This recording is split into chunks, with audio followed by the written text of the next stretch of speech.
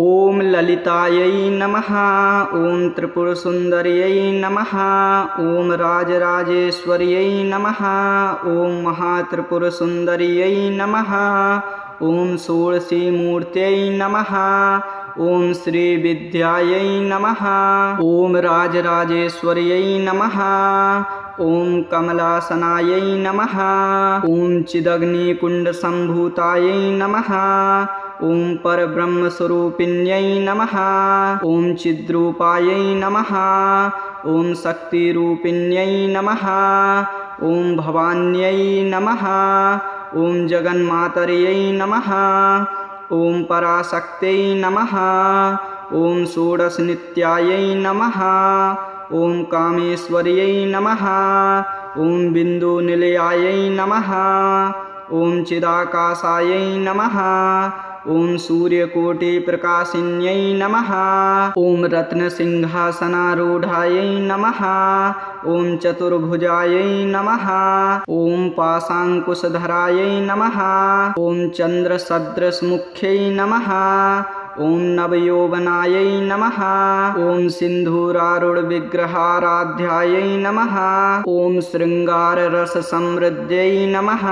ओम सर्वालङ्कारशोभितायै नमः। ओम मणिद्वीपविहारिण्यै नमः। ओम त्रैलोक्यमोहिन्यै नमः। ओम चिदानन्दरूपिण्यै नमः।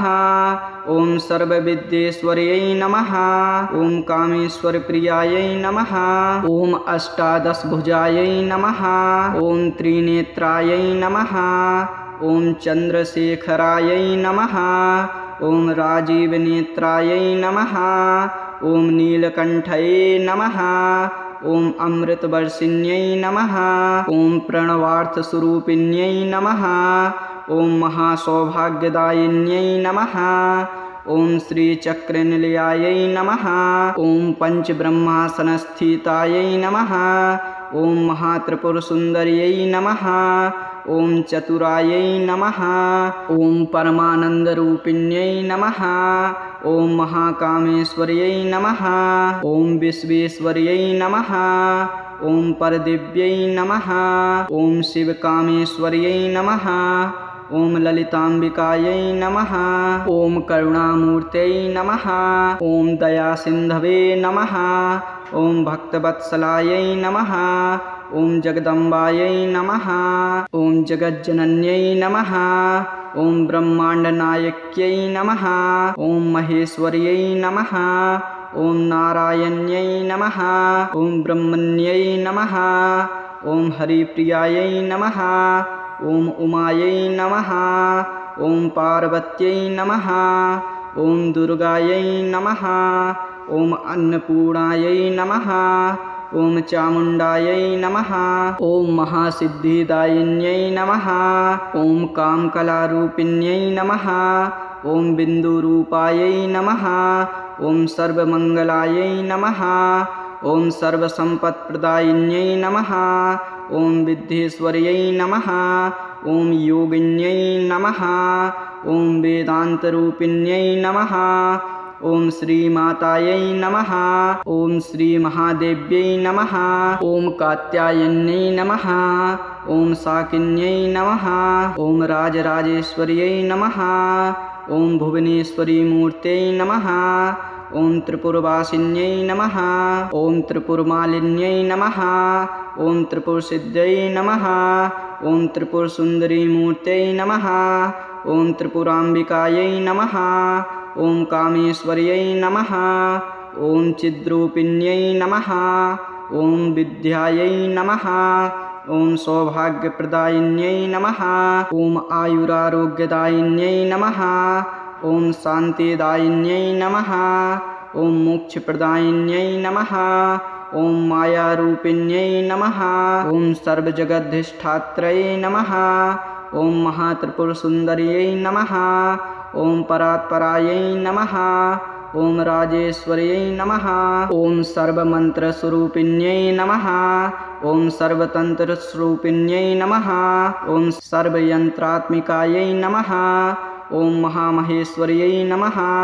ॐ सर्वाधारायै नमः ॐ सर्वविलासिन्यै नमः ॐ सर्वप्रीत्यै नमः ॐ सर्वानन्दमयी मूर्त्यै नमः ॐ ललितारूपिण्यै नमः ॐ त्रिपुरसुन्दरी माहेश्वर्यै नमः ॐ महाशक्त्यै नमः ॐ ललितायै नमः ॐ त्रिपुरसुन्दर्यै नमः ॐ राजराजेश्वर्यै नमः ॐ महात्रिपुरसुन्दर्यै नमः ॐ षोडशीमूर्त्यै नमः ॐ श्रीविद्यायै नमः ॐ राजराजेश्वर्यै नमः ॐ कमलासनायै नमः ॐ चिदग्निकुण्डसम्भूतायै नमः ॐ परब्रह्मस्वरूपिण्यै नमः ॐ चिद्रूपायै नमः ॐ शक्तिरूपिण्यै नमः ॐ भवान्यै नमः ॐ जगन्मातर्यै नमः ॐ पराशक्त्यै नमः ॐ षोडशनित्यायै नमः ॐ कामेश्वर्यै नमः ॐ बिन्दुनिलयायै नमः ॐ चिदाकाशायै नमः ॐ सूर्यकोटिप्रकाशिन्यै नमः ॐ रत्नसिंहासनारूढायै नमः ॐ चतुर्भुजायै नमः ॐ पाशाङ्कुशधरायै नमः ॐ चन्द्रसदृशमुख्यै नमः ॐ नवयौवनायै नमः ॐ सिन्धूरारूढविग्रहाराध्यायै नमः ॐ शृङ्गाररससमृद्ध्यै नमः ॐ सर्वालङ्कारशोभितायै नमः ॐ मणिद्वीपविहारिण्यै नमः ॐ त्रैलोक्यमोहिन्यै नमः ॐ चिदानन्दरूपिण्यै नमः ॐ सर्वविद्येश्वर्यै नमः ॐ कामेश्वरप्रियायै नमः ॐ अष्टादशभुजायै नमः ॐ त्रिनेत्रायै नमः ॐ चन्द्रशेखरायै नमः ॐ राजीवनेत्रायै नमः ॐ नीलकण्ठये नमः ॐ अमृतवर्षिण्यै नमः ॐ प्रणवार्थस्वरूपिण्यै नमः ॐ महासौभाग्यदायिन्यै नमः ॐ श्रीचक्रनिलयायै नमः ॐ पञ्चब्रह्मासनस्थितायै नमः ॐ महात्रिपुरसुन्दर्यै नमः ॐ चतुरायै नमः ॐ परमानन्दरूपिण्यै नमः ॐ महाकामेश्वर्यै नमः ॐ विश्वेश्वर्यै नमः ॐ परदिव्यै नमः ॐ शिवकामेश्वर्यै नमः ॐ ललिताम्बिकायै नमः ॐ करुणामूर्त्यै नमः ॐ दयासिन्धवे नमः ॐ भक्तवत्सलायै नमः ॐ जगदम्बायै नमः ॐ जगज्जनन्यै नमः ॐ ब्रह्माण्डनायक्यै नमः ॐ महेश्वर्यै नमः ॐ नारायण्यै नमः ॐ ब्रह्मण्यै नमः ॐ हरिप्रियायै नमः ॐ उमायै नमः ॐ पार्वत्यै नमः ॐ दुर्गायै नमः ॐ अन्नपूर्णायै नमः ॐ चामुण्डायै नमः ॐ महासिद्धिदायिन्यै नमः ॐ कामकलारूपिण्यै नमः ॐ बिन्दुरूपायै नमः ॐ सर्वमङ्गलायै नमः ॐ सर्वसम्पत्प्रदायिन्यै नमः ॐ विद्येश्वर्यै नमः ॐ योगिन्यै नमः ॐ वेदान्तरूपिण्यै नमः ॐ श्रीमातायै नमः ॐ श्रीमहादेव्यै नमः ॐ कात्यायन्यै नमः ॐ शाकिन्यै नमः ॐ राजराजेश्वर्यै नमः ॐ भुवनेश्वरीमूर्त्यै नमः ॐ त्रिपुरवासिन्यै नमः ॐ त्रिपुरमालिन्यै नमः ॐ त्रिपुरसिद्ध्यै नमः ॐ त्रिपुरसुन्दरीमूर्त्यै नमः ॐ त्रिपुराम्बिकायै नमः ॐ कामेश्वर्यै नमः ॐ चिद्रूपिण्यै नमः ॐ विद्यायै नमः ॐ सौभाग्यप्रदायिन्यै नमः ॐ आयुरारोग्यदायिन्यै नमः ॐ शान्तिदायिन्यै नमः ॐ मोक्षप्रदायिन्यै नमः ॐ मायारूपिण्यै नमः ॐ सर्वजगद्धिष्ठात्र्यै नमः ॐ महात्रिपुरसुन्दर्यै नमः ॐ परात्परायै नमः ॐ राजेश्वर्यै नमः। ॐ सर्वमन्त्रस्वरूपिण्यै नमः। ॐ सर्वतन्त्रस्वरूपिण्यै नमः। ॐ सर्वयन्त्रात्मिकायै नमः। ॐ महामहेश्वर्यै नमः। ॐ सर्वाधारायै नमः। ॐ सर्वविलासिन्यै नमः। ॐ सर्वप्रीत्यै नमः। ॐ सर्वानन्दमयी मूर्त्यै नमः। ॐ ललितारूपिण्यै नमः। ॐ त्रिपुरसुन्दरी माहेश्वर्यै नमः। ॐ महाशक्त्यै नमः। ॐ ललितायै नमः। ॐ त्रिपुरसुन्दर्यै नमः। ॐ राजराजेश्वर्यै नमः। ॐ महात्रिपुरसुन्दर्यै नमः। ॐ षोडशीमूर्त्यै नमः। ॐ श्रीविद्यायै नमः। ॐ राजराजेश्वर्यै नमः। ॐ कमलासनायै नमः। ॐ चिदग्निकुण्डसम्भूतायै नमः। ॐ परब्रह्मस्वरूपिण्यै नमः। ॐ चिद्रूपायै नमः। ॐ शक्तिरूपिण्यै नमः। ॐ भवान्यै नमः। ॐ जगन्मातर्यै नमः। ॐ पराशक्त्यै नमः। ॐ षोडशनित्यायै नमः। ॐ कामेश्वर्यै नमः। ॐ बिन्दुनिलयायै नमः। ॐ चिदाकाशायै नमः। ॐ सूर्यकोटिप्रकाशिन्यै नमः। ॐ रत्नसिंहासनारूढायै नमः। ॐ चतुर्भुजायै नमः। ॐ पाशाङ्कुशधरायै नमः। ॐ चन्द्रसदृशमुख्यै नमः। ॐ नवयौवनायै नमः। ॐ सिन्धूरारूढविग्रहाराध्यायै नमः। ॐ शृङ्गाररससमृद्ध्यै नमः। ॐ सर्वालङ्कारशोभितायै नमः। ॐ मणिद्वीपविहारिण्यै नमः।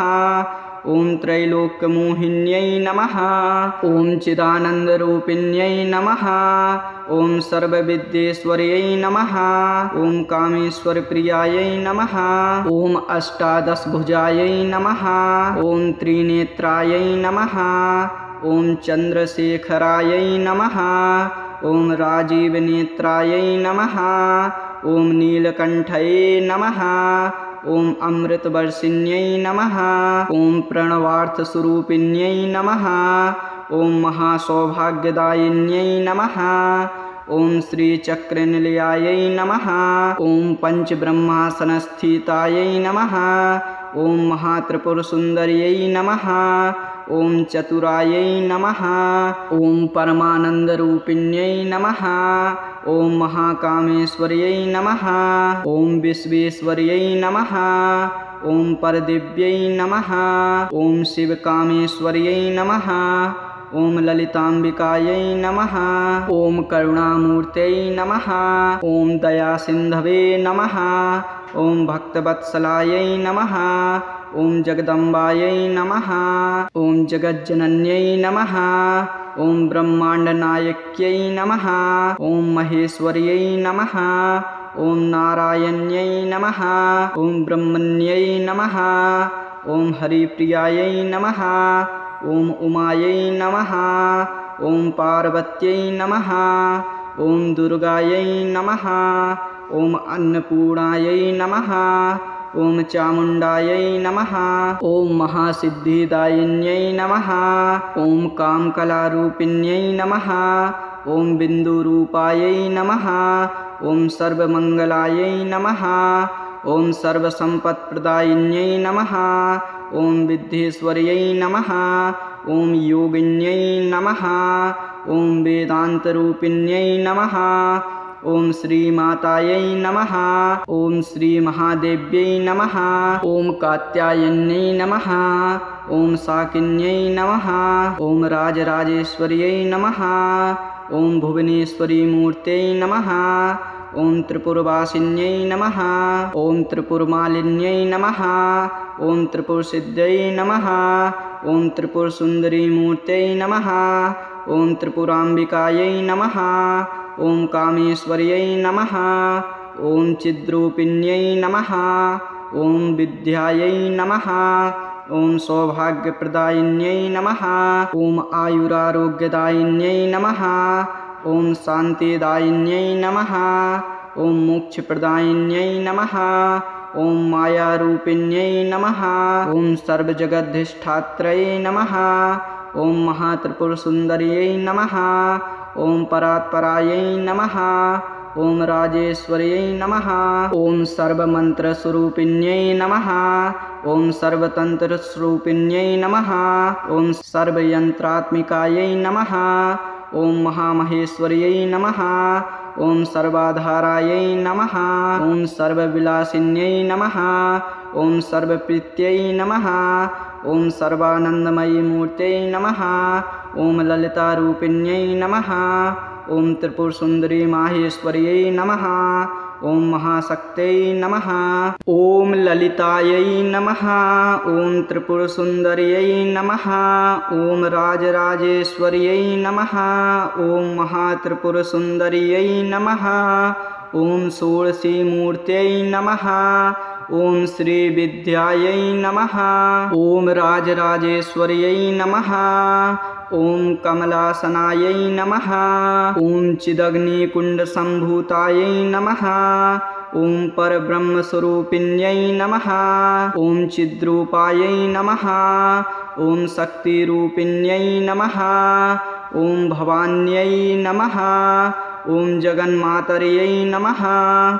ॐ पराशक्त्यै नमः। ॐ षोडशनित्यायै नमः। ॐ कामेश्वर्यै नमः। ॐ बिन्दुनिलयायै नमः। ॐ चिदाकाशायै नमः। ॐ सूर्यकोटिप्रकाशिन्यै नमः। ॐ रत्नसिंहासनारूढायै नमः। ॐ चतुर्भुजायै नमः। ॐ पाशाङ्कुशधरायै नमः। ॐ चन्द्रसदृशमुख्यै नमः। ॐ नवयौवनायै नमः। ॐ सिन्धूरारूढविग्रहाराध्यायै नमः। ॐ शृङ्गाररससमृद्ध्यै नमः। ॐ सर्वालङ्कारशोभितायै नमः। ॐ मणिद्वीपविहारिण्यै नमः। ॐ त्रैलोक्यमोहिन्यै नमः। ॐ चिदानन्दरूपिण्यै नमः। ॐ सर्वविद्येश्वर्यै नमः। ॐ कामेश्वरप्रियायै नमः। ॐ अष्टादशभुजायै नमः। ॐ त्रिनेत्रायै नमः। ॐ चन्द्रशेखरायै नमः। ॐ राजीवनेत्रायै नमः। ॐ नीलकण्ठये नमः। ॐ अमृतवर्षिण्यै नमः। ॐ प्रणवार्थस्वरूपिण्यै नमः। ॐ महासौभाग्यदायिन्यै नमः। ॐ श्रीचक्रनिलयायै नमः। ॐ पञ्चब्रह्मासनस्थितायै नमः। ॐ महात्रिपुरसुन्दर्यै नमः। ॐ चतुरायै नमः। ॐ परमानन्दरूपिण्यै नमः। ॐ महाकामेश्वर्यै नमः। ॐ विश्वेश्वर्यै नमः। ॐ परदिव्यै नमः। ॐ शिवकामेश्वर्यै नमः। ॐ ललिताम्बिकायै नमः। ॐ करुणामूर्त्यै नमः। ॐ दयासिन्धवे नमः। ॐ भक्तवत्सलायै नमः। ॐ जगदम्बायै नमः। ॐ जगज्जनन्यै नमः। ॐ ब्रह्माण्डनायक्यै नमः। ॐ महेश्वर्यै नमः। ॐ नारायण्यै नमः। ॐ ब्रह्मण्यै नमः। ॐ हरिप्रियायै नमः। ॐ उमायै नमः। ॐ पार्वत्यै नमः। ॐ दुर्गायै नमः। ॐ अन्नपूर्णायै नमः। ॐ चामुण्डायै नमः। ॐ महासिद्धिदायिन्यै नमः। ॐ कामकलारूपिण्यै नमः। ॐ बिन्दुरूपायै नमः। ॐ सर्वमङ्गलायै नमः। ॐ सर्वसम्पत्प्रदायिन्यै नमः। ॐ विद्येश्वर्यै नमः। ॐ योगिन्यै नमः। ॐ वेदान्तरूपिण्यै नमः। ॐ श्रीमातायै नमः। ॐ श्रीमहादेव्यै नमः। ॐ कात्यायन्यै नमः। ॐ शाकिन्यै नमः। ॐ राजराजेश्वर्यै नमः। ॐ भुवनेश्वरीमूर्त्यै नमः। ॐ त्रिपुरवासिन्यै नमः। ॐ त्रिपुरमालिन्यै नमः। ॐ त्रिपुरसिद्ध्यै नमः। ॐ त्रिपुरसुन्दरीमूर्त्यै नमः। ॐ त्रिपुराम्बिकायै नमः। ॐ कामेश्वर्यै नमः। ॐ चिद्रूपिण्यै नमः। ॐ विद्यायै नमः। ॐ सौभाग्यप्रदायिन्यै नमः। ॐ आयुरारोग्यदायिन्यै नमः। ॐ शान्तिदायिन्यै नमः। ॐ मोक्षप्रदायिन्यै नमः। ॐ मायारूपिण्यै नमः। ॐ सर्वजगद्धिष्ठात्र्यै नमः। ॐ महात्रिपुरसुन्दर्यै नमः। ॐ परात्परायै नमः। ॐ राजेश्वर्यै नमः। ॐ सर्वमन्त्रस्वरूपिण्यै नमः। ॐ सर्वतन्त्रस्वरूपिण्यै नमः। ॐ सर्वयन्त्रात्मिकायै नमः। ॐ महामहेश्वर्यै नमः। ॐ सर्वाधारायै नमः। ॐ सर्वविलासिन्यै नमः। ॐ सर्वप्रीत्यै नमः। ॐ सर्वानन्दमयी मूर्त्यै नमः। ॐ ललितारूपिण्यै नमः। ॐ त्रिपुरसुन्दरी माहेश्वर्यै नमः। ॐ महाशक्त्यै नमः। प्रिय भक्तों, अगर आप लोगों को ललिता त्रिपुर सुंदरी माँ के 108 नाम पसंद आए हों तो ऐसे ही वीडियो के लिए हमारे YouTube चैनल को ज़रूर सब्सक्राइब करें और वीडियो को ज़रूर लाइक करें।